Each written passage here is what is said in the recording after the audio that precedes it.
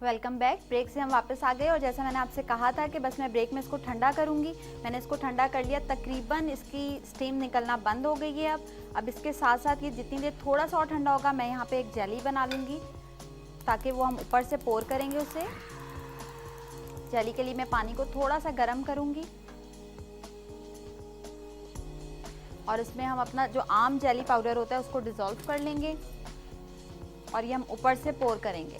जितनी देर हमारा जेली का ये तैयार होगा, इतनी देर में साथ ही केक बिछा लूँगी अपनी सर्विंग डिश में, ताकि हमारा टाइम जो है वो बिल्कुल आराम से सेव होता है। इस तरह करेंगे, इस तरह करेंगे। और अगर ये पूरा फिक्स नहीं होगा तो हम इसे तोड़ के डाल लेंगे, क्योंकि इसमें कोई ऐसे रूल नहीं है। इसको बिल्कुल इस तरह से कर देंगे, कॉर्नर पे ले आएंगे, इसको सेंटर में फिक्स कर देंगे, इसको इस तरह ले आएंगे। आप अपने चाहें तो केक पीस को बिल्कुल तोड़ के भी डाल सकते हैं। अगर इस तरह आपकी सर्विंग प्लेट में फिक्स हो जाएंगे तो आप बिल्कुल इस तरह से डालिएगा।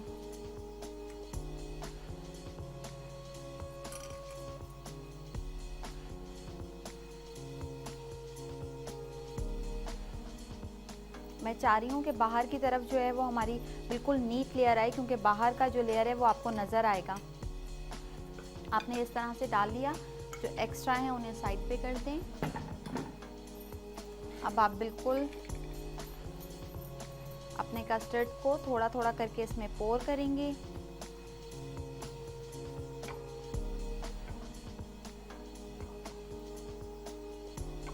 इस तरह से हम इसको पोर करते जाएंगे।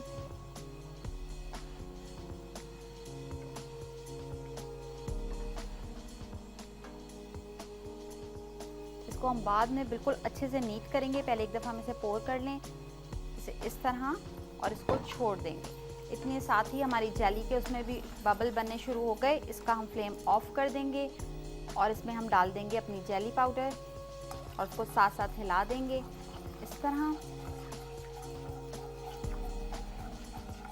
ताकि उसका क्रिस्टल ख़त्म हो जाए और वो अच्छे से डिज़ोल्व हो जाए। इस तरह से हम इसको हिला लेंगे।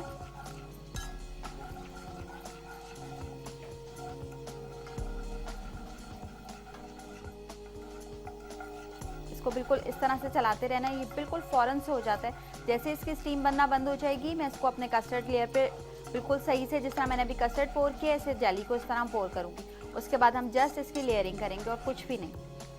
बहुत छोटी सी, बहुत आसान सी रेसिपी है, इसे ज़रूर ट्राई कीजिएगा।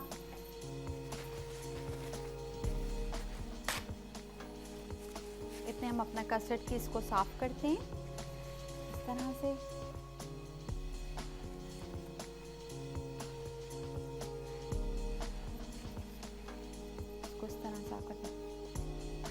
तकरीबन 5 मिनट और लगेंगे।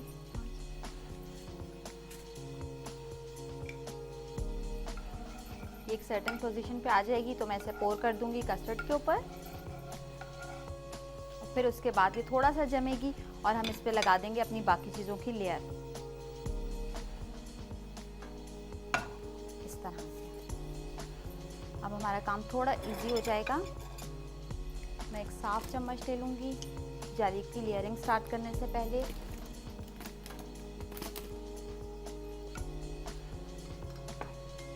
पहले आपने कॉर्नर्स को बस फिल करना है अच्छे से, उसके बाद हम ऊपर डालेंगे इस तरह से।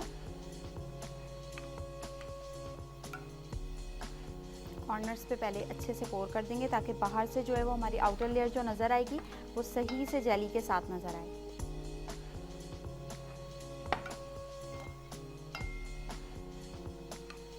इसके बाद हम सेंटर में से करेंगे ऐसे, इस तरह से। ये रेसिपी ज़रूर ट्राई कीजिएगा, ये घर में बच्चों को बहुत ज़्यादा पसंद आती है, बहुत इंजॉय करते हैं। एक तो कलरफुल होती है, उसके भी रीज़न होती है कि बच्चे बहुत पसंद करते हैं किसी भी कलरफुल सी डिश को। उसके अलावा अगर ये बड़े भी खाते हैं तो इसमें इतना लो फैट मिल्क इस्तेमाल हुआ हुआ है कि उनको ये बहुत ज़्यादा फ़ायदा देगी। इस तरह जेली को उठाऊंगी इस तरह से और इसको मैं पोर करूंगी पूरे का पूरा इस तरह से।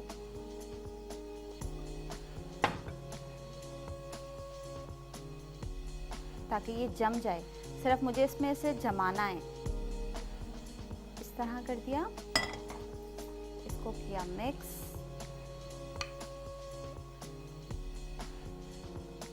बस अब हम इसे इतना टाइम के लिए छोड़ेंगे कि जेली जम जाए, ताकि हम बाद की जितनी ड्रेसिंग है वो कर सकें। कस्टर्ड ऊपर की लेयर एक और जाएगी, उसके ऊपर जितनी ड्रेसिंग है वो हम दोबारा और करेंगे, क्योंकि ये लेयर में होगा। ट्राइफल जो भी होगा ये हमारा लेयर में जाएगा। इसको नीट कर लेते हैं, क्योंकि वो एक दफ़ा जम जाएगी तो फिर उसके बाद हम उसे नीट नहीं कर सकेंगे। इस तरह से हम नीट कर लेंगे।